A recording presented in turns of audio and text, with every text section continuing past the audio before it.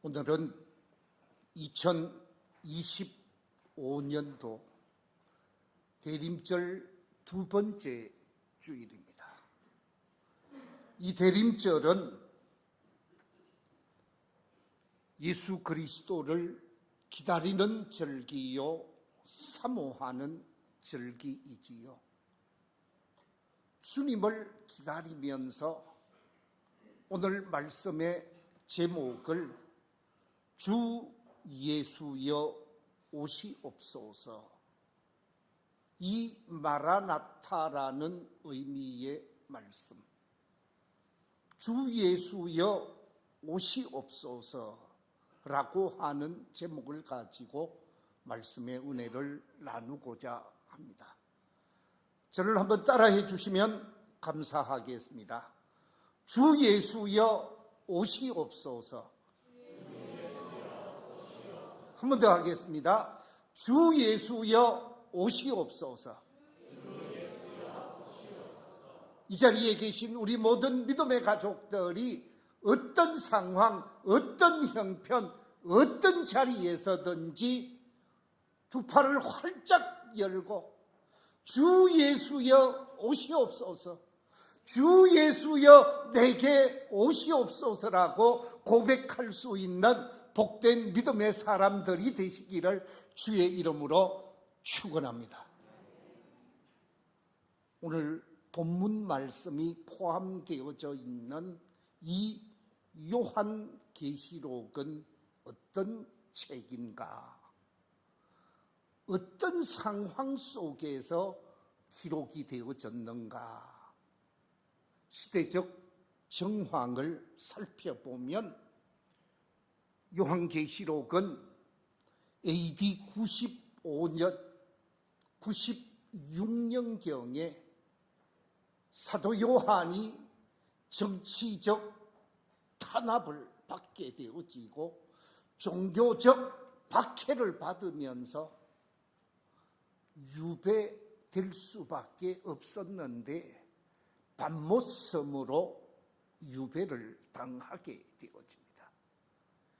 예수님의 제자로서 마지막 살아있었던 사도 요한이 유배를 당하게 되어지는데 그 밤못섬에서 환상 가운데 우리 주님을 만나게 되어지고 주님을 만나서 받은 말씀, 그 말씀을 기록하게 되어졌는데 기록된 말씀이 바로 요한계시록이라는 책으로 우리에게 전해지고 있습니다.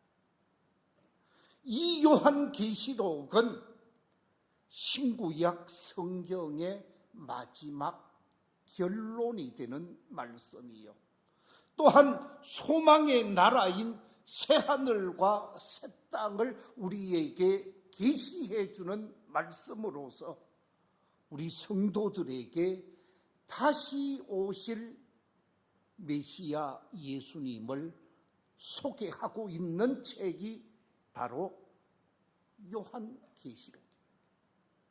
다시 오실 예수님을 소개하게 되어지는데 오늘 본문의 바로 직전의 말씀, 요한계시록 22장 12절 이하 13절에 보면 이렇게 말씀하고 있습니다. 우리 같이 한번 읽어보겠습니다. 시작. 내가 속히 오리니 내가 줄 상이 내게 있어 각 사람에게 그가 행한 대로 갚아주리라. 나는 알파와 오메가요, 처음과 마지막이요, 시작과 마침이라. 알파와 오메가가 되시는 하나님께서 친히 말씀하신 말씀, 우리 주님이 친히 말씀하신 말씀, 보라 내가 속히 오리라. 진실로 속히 오리라고 오늘 본문 20절에서도 말하고 있습니다. 20절에 내가 진실로 속히 오리라 라고 이야기를 했더니 이 말씀 앞에 사도 요한이 고백한 말씀이 아멘, 주 예수여 뭐라고요? 오시옵소서. 주 예수여 속히 오시옵소서. 주님을 기쁘게 맞이하고자 하는, 예수님이 오시겠다고 하니까 기쁨으로 주님을 영접하고 맞이하게 되어지는 놀라운 신앙 고백이 사도 요한의 신앙 고백인데, 이 신앙 고백이 사도 요한의 신앙 고백만이 아니라 21세기를 살아가고 있는 저와 여러분의 신앙 고백이 되시기를 주의 이름으로 축원합니다. 자, 그렇다고 하면 어떤 사람이 아멘 주 예수여 오시옵소서, 기쁨으로 주님을 맞이할 수 있는 사람, 재림의 주님을 기쁨으로 영접할 수 있는 사람은 어떤 사람일까? 그 사람은 선택받았다고 말하는 유대인이 아닙니다. 그 사람은 이 땅에서 큰 소리를 치고 큰 소리를 내면서 힘을 발휘하는 권력자나 고관 대작들도 아닙니다. 어떤 사람이 아멘 주 예수여 오시옵소서라고 말하면서 주님을 기쁨으로 영접할 수 있을까? 성경은 우리에게 말씀하고 있는데, 그 첫째, 기쁨으로 주님을 영접할 수 있는 사람은 다른 사람이 아니라 예수 그리스도를 구원의 주님으로 뭐하는 성도들이라고요? 고백하는 성도들이라. 예수 그리스도를 구원의 주로 고백하는 사람, 예수 그리스도를 나의 주, 나의 하나님으로 고백하는 사람이 재림의 주님을 기쁨으로 영접할 수 있는 사람입니다. 당시 로마 황제가 누구였는가? 그는 다름이 아니라 폭군으로 역사 속에 기록이 되어져 있는 도미티아누스라는 황제였습니다. 이 도미티아누스가 AD 81년부터 96년까지 로마 황제로 재직을 하면서 자신을 절대시했습니다. 자신을 신격화하면서 모든 백성들로 하여금 자신을 절대적인 주로 섬기도록 했습니다. 자신을 절대자라고 모든 만인의 주라고 강조하면서 로마 황제 산하에 살고 있는 모든 사람들은 신격화하도록 요구했습니다. 황제 숭배 사상을 말하는 것입니다. 그런데 이처럼 자신을 숭배하도록 절대자로 주로 고백하도록 했는데, 이 요구에 응답하지 않고 이 요구를 거부하게 되어질 경우 지위 고하를 막론하고 제거해버리고 죽여버리는, 그래서 많은 순교자가 나오게 되어졌지요. 로마 황제의 요구를 거절하고 예수님만이 나의 주가 되십니다. 예수님만이 나의 왕이 되십니다.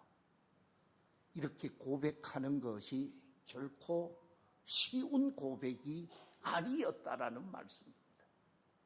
그런데 이런 상황 속에서 사도 요한은 예수님만이 나의 구원자요, 예수님만이 나의 주가 되시고 예수님만이 나의 소망이 되십니다. 그러면서 예수님을 나의 주, 나의 왕으로 고백하게 되어지니까 박해를 받으실 수밖에 없었다라는 것입니다. 예수님에 대한 우리의 신앙 고백은 어떠한가? 이 자리에 계신 우리 모든 성도님들 한 분 한 분이 나는 예수님을 무엇이라고 고백하고 있는가? 우리 자신들을 한번 돌아보시기 바랍니다. 예수님께서 가이사라 빌립보 지방을 방문하셔서 전도활동, 선교활동을 하게 되어지죠. 이 가이사라 빌립보 지방에 가서 세상 사람들이 나에 관해서 뭐라고 말을 합니까? 여론을 확인했더니 그 여론에 대한 대답이 어떤 사람은 세례요한 같은 사람이라고 얘기를 하고 어떤 사람은 예레미야 같은 사람이라고 얘기를 하고 어떤 사람은 엘리야 같은 사람이라고 얘기하고 어떤 사람은 선지자 중에 한 사람 같은 사람이라고 이야기를 하면서 다양한 여론을 표시하게 되어집니다. 이때 예수님의 제자들을 향하여 예수님이 질문을 하게 되어집니다. 너희들은 나를 누구라고 하느냐? 이 질문이 주어지자마자 마태복음 16장 16절에 보면 시몬 베드로가 뭐라고 대답을 합니까? 주는 그리스도시요 살아계신 하나님의 아들이십니다. 베드로가 주는 그리스도시요 살아계신 하나님의 아들이라고 고백을 하게 되어집니다. 이 고백이 떨어지자 말자 예수님이 시몬 베드로에게 하시는 축복의 말씀이 마태복음 16장 17절 이하 19절 속에 이렇게 기록되어져 있습니다. 우리 같이 한번 읽어보겠습니다. 스크린의 말씀을 같이 읽겠습니다. 시작. 바요나 시몬아 네가 복이 있도다. 이를 네게 알게 하니는 혈육이 아니요 하늘에 계신 내 아버지이시니라. 또 내가 네게 이르노니 너는 베드로라. 내가 이 반석 위에 내 교회를 세우리니 음부의 권세가 이기지 못하리라. 내가 천국 열쇠를 네게 주리니 네가 땅에서 무엇이든지 매면 하늘에서도 매일 것이요 네가 땅에서 무엇이든지 풀면 하늘에서도 풀리리라. 주는 그리스도시요 살아계신 하나님의 아들이십니다라고 하는 놀라운 신앙 고백을 한 베드로를 향하여 내가 천국 열쇠를 네게 주겠다. 땅에서 풀면 하늘에서도 풀릴 것이고 땅에서 매면 하늘에서도 매일 것이라고 말하면서 놀라운 신앙 고백을 한 사람에게 하나님께서 축복하시고 하늘 문에 열쇠를 주시겠다고 구원의 길을 주시겠다고 말씀하고 있습니다. 그렇습니다. 예수 그리스도를 구원의 주로 고백하는 그 사람에게 우리 주님은 축복하시고 그 사람이 재림의 주를 기쁨으로 영접할 수 있고 재림의 주님을 맞이할 수 있는 사람이라는 거지. 바라옵기는 우리 교회 모든 성도님들, 오늘 이 자리에 함께한 우리 모든 믿음의 가족들이 주님을 나의 주, 나의 왕으로 고백하는 놀라운 신앙 고백이 있게 되시기를 주의 이름으로 축원합니다. 두 번째, 어떤 사람이 아멘 주 예수여 오시옵소서 고백하면서 기쁨으로 영접할 수 있을까? 그 사람은 다름이 아니라 예수 그리스도를 구원의 주로 고백하는 사람뿐만 아니라 두 번째 우리가 반드시 기억해야 하는 것이 있는데, 그것은 준비된 사람입니다. 예수님을 맞이하기 위하여 준비된 사람, 재림의 주님을 맞이하기 위하여 준비하는 사람, 그 사람이 기쁨으로 맞이할 수 있는 거예요. 제가 여기서 도표를 하나 만들었습니다. 우리 대한민국에 엄청난 아픔을 가져온 태풍 4가지를 소개하고자 합니다. 2000년 이후 한반도에 불어닥친 대표적 태풍과 그 피해를 여러분에게 소개하고자 하는데, 이 태풍의 결과를 저는 신앙적으로 한번 연결해 보고자 합니다. 2000년 이후에 우리 한반도에 불어닥친 대표적인 태풍이 루사라고 하는 태풍이 2002년에 있었습니다. 기록적인 폭우와 홍수를 가져왔던 이 루사로 인해서 몇 명이 세상을 떠났다고요? 233명이 세상을 떠났답니다. 그리고 재산상 피해가 5조 1,500억 원을 상회하는 것으로 밝혀졌습니다. 두 번째 엄청난 피해를 준 이 태풍은 저도 뼈저리게 경험한 태풍인데, 뭐라고요? 매미라는 태풍입니다. 특별히 이 매미는 경상도 이쪽 남해안 지역에 엄청난 피해를 주었습니다. 그때가 추석 연휴 기간이었어요. 그런데 기록적인 폭우를 쏟아 부으면서 엄청난 문제, 초강력 태풍이 불어닥쳤는데, 이때 사람이 몇 명 죽었다고요? 191명. 거기다가 4조 7천억 원의 재산상 손상이 있었는데, 경상도 이쪽 남쪽 지역이 엄청난 피해를 보았습니다. 세 번째 태풍은 앞에 두 번째 태풍과 그 강도는 차이가 나지 않고 도리어 더 셌는데, 그 태풍 이름이 뭐라고요? 볼라벤이라는 태풍입니다. 2012년에 불어왔는데 강풍에다가 엄청난 피해를 안겨주었습니다. 그런데 사람이 100단이 죽었다가 19명으로 뚝 떨어졌어요. 거기에다가 재산상 피해는 10분의 1 가까이 뚝 떨어지는데 6,300 정도 떨어졌습니다. 그 다음에 또 온 태풍이 하나 있는데, 그게 지금 2025년 기준으로 해서 제일 가까이에 왔던 태풍이 흰남노라는 것입니다.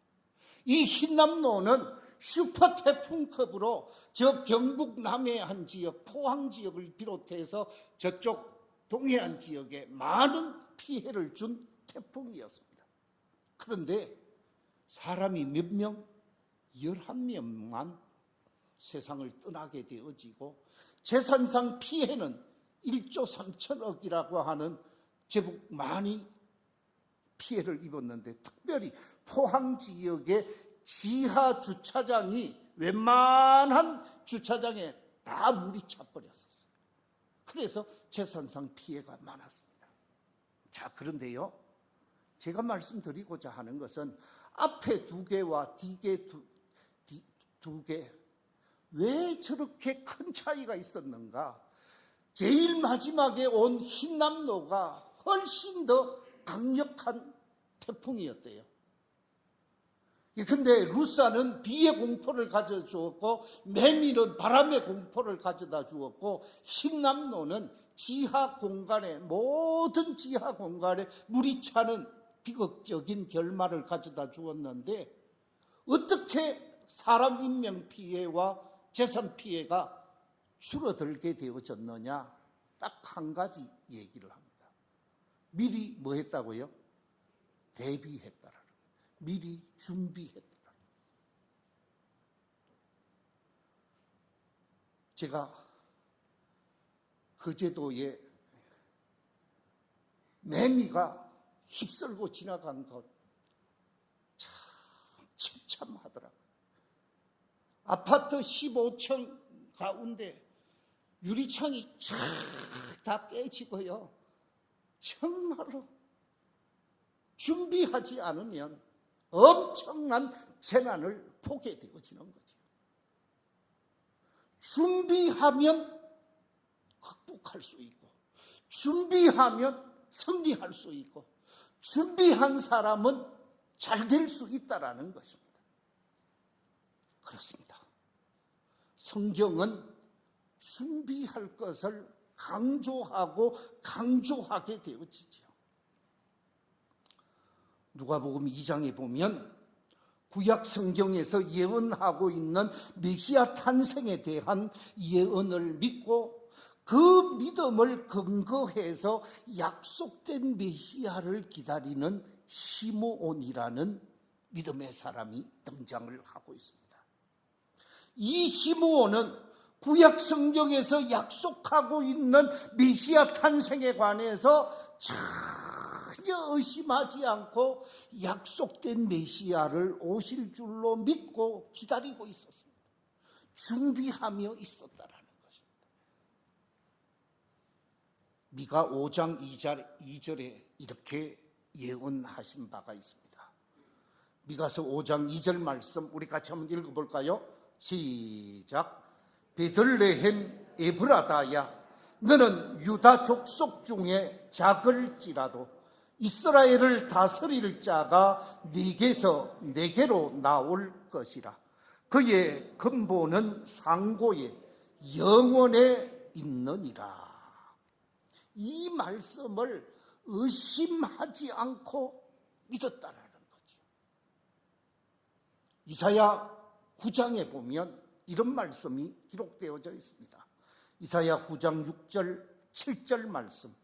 이는 한 아기가 우리에게 낳고 한 아들을 우리에게 주신 바 되었는데 그의 어깨에는 정사를 매였고 그의 이름은 기묘자라 모사라 전능하신 하나님이라 영존하시는 아버지라 평강의 왕이라 할 것입니다. 그 정사와 평강의 더함이 무궁하며 또 다윗의 왕자와 그의 나라에 군림하여 그 나라를 굳게 세우고 지금 이후로 영원히 정의와 공의로 그것을 보존하실 것이라. 만군의 여호와의 열심히 이를 이루시리라.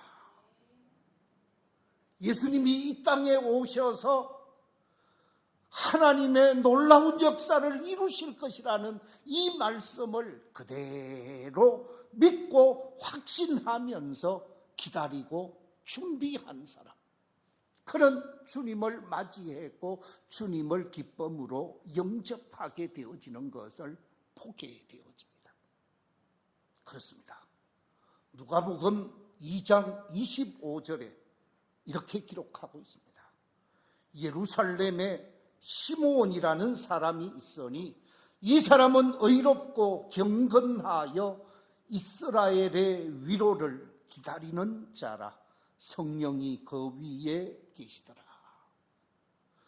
주님이 이 땅에 오실 줄로 믿고 기다리게 되어지는 사람, 주님이 오실 줄로 믿고 사모하며 기다리는 사람, 그냥 기다리지 아니하고 어떻게 기다렸다고 말하고 있는가? 이 사람은 의롭고 경건하여 그랬습니다. 재림의 주님을 기다리고 있는 우리 성도들이 본받아야 할 삶의 모습이지요. 의로운 삶으로 기다리고 있었다고 그랬습니다. 경건한 삶으로 기다리고 있었다고 그랬습니다. 기다리며 준비하는 사람만이 주님을 맞이할 수 있고 기쁨으로 영접할 수 있다는 말씀입니다. 그렇습니다. 우리가 어떻게 해야 의로워질 수 있습니까? 우리 인간이 의로워지는 방법은 딱 한 가지입니다. 로마서 1장 17절 말씀 우리 같이 한번 읽어보겠습니다. 로마서 1장 17절 시작. 복음에는 하나님의 의가 나타나서 믿음에 이르게 하나니 기록된 바 오직 의인은 믿음으로 말미암아 살리라. 믿음의 사람이 의로운 사람이고 의로운 사람은 믿음의 사람이라는 거죠. 믿음으로 준비하며 기다리는 사람. 믿음 있는 사람으로서 준비하며 기다리게 되어지면 생활이 다를 수밖에 없습니다. 세상 사람들과 다른 경건한 삶을 살게 되어지는 거죠. 세상 사람들과 다른 구별된 삶을 살게 되어지는 것입니다. 저와 여러분이 다시 오실 그 주님을 기다리되 세상 중심적 삶을 사는 사람이 아니라 육체 중심적 삶을 사는 사람이 아니라 세상의 쾌락 중심적 삶을 사는 사람이 아니라 주님이 기대하는 의롭고 경건한 삶의 모습으로 다시 오실 주님을 기다리는 아름다운 모습이 우리 속에 있어야 합니다. 준비된 자로 사는 사람이 주님을 기쁨으로 영접할 수 있기에 준비된 모습으로 주를 기다리며 기쁨으로 맞이할 수 있는 복된 신앙인들이 다 되시기를 주의 이름으로 축원합니다. 세 번째, 주 예수여 오시옵소서. 기쁨으로 맞이할 수 있는 사람은 어떤 사람이겠습니까? 성경은 우리에게 가르쳐 주기를 재림의 주님을 맞이하기 위해서 뭐 하고 있어야 된다고요? 깨어 있는 사람이라 라고 말씀하고 있습니다. 제가 여기서 그림을 하나 보여드리겠습니다. 이 그림을 여러분 자세히 보시면 좀 확대가 되면 좋을 것 같은데 아마 자세히 안 보이질 것 같은데 저 그림 속에 보면 누가 똑똑똑 하고 문을 두드리는데 문이 다 열리기도 전에 등불을 준비해서 나오는 지혜로운 신부, 지혜로운 처녀, 지혜로운 사람 5명이 보여지고 있습니다. 그런데 그림 저 뒤쪽에 지금 여러분 작게 보이니까 안 보여서 그런데 그림 뒤쪽에 보면 준비하지 못하고 깨어있지 못하고 졸다가 기름이 떨어지고 난 다음에 기름 사러 가는 김에 문이 열리게 되어지고 저들만 들어오고 아무도 들어오지 못하는 불행한 결과가 초래된 모습을 보게 되어집니다. 무슨 얘기냐? 주님이 마음의 문을 노크할 때 깨어 있어서 준비하고 있었던 사람은 바로 나오게 되어지지. 바로 응답하게 되어집니다. 그렇습니다. 잠에 사로잡혀 있어서 잠든 사람들은 버림받게 되어지고 기쁨으로 맞이할 수가 없는 법입니다. 우리 함께 마태복음 24장 40절 이하의 말씀을 같이 한번 읽어보겠습니다. 시작. 그때에 2 사람이 밭에 있음에 한 사람은 데려가고 한 사람은 버려둠을 당할 것이요 2 여자가 맷돌질을 하고 있음에 한 사람은 데려가고 한 사람은 버려둠을 당할 것이니라. 그러므로 깨어 있어라. 어느 날에 너희 주가 임할런지 너희가 알지 못함이니라. 어느 시간 어느 때에 주님이 오실지 모르니 늘 깨어 있으라고. 깨어 있어야 버림을 당하지 않는다라는 거예요. 그렇습니다. 누가복음 21장 34절 이하 36절에도 이렇게 강조하고 있습니다. 너희는 스스로 조심하라. 그렇지 않으면 방탕함과 술 취함과 생활의 염려로 마음이 둔하여지고 뜻밖의 그날이 덕과 같이 너희에게 임하리라. 이날은 온 지구상에 거하는 모든 사람에게 임하리라. 이러므로 너희는 장차 올 이 모든 일을 능히 피하고 인자 앞에 서도록 항상 기도하며 뭐하고 있어라? 깨어 있어라. 우리가 깨어 있지 아니하고 각성하지 아니하면 방탕하게 되고 술 취하게 되고 생활의 염려 때문에 마음이 둔하여져서 주님을 맞이하는데 문제가 있을 수 있다라는 거예요. 그래서 세상에 빠지지 아니하고 세상에 매몰되지 아니할 수 있도록 늘 깨어있는 삶을 요구하고 있다라는 것입니다. 마가복음에도 보니까 마가복음 13장 33절 이하에 이렇게 말씀하고 있습니다. 주의하라, 깨어있으라. 그때가 언제인지 알지 못함이라. 가령 사람이 집을 떠나 타국으로 갈 때에 그 종들에게 권한을 주어 각각 사물을 맡기며 문지기에게 깨어있으라 명함과 같으니, 그러므로 깨어있으라. 집주인이 언제 올는지, 혹 저물 때일런지 밤중일런지 닭 울 때일런지 새벽일런지 너희가 알지 못함이라. 그가 호련히 와서 너희가 자는 것을 보지 않도록 하라. 깨어있으라. 내가 너희에게 하는 이 말은, 그 다음에 뭐라고 얘기합니까? 모든 사람에게 하는 말이니라. 나한테 하는 말이라는 거예요. 이 자리에 계신 우리 성도님들 한 분 한 분에게 깨어있으라 라고 말하고 있습니다. 영적으로 깨어있는 사람만이 재림의 주님을 맞이할 수 있고 기쁨으로 맞이해서 함께 영광의 세계, 새하늘과 새 땅의 주인공이 되어질 수가 있는 것이지요.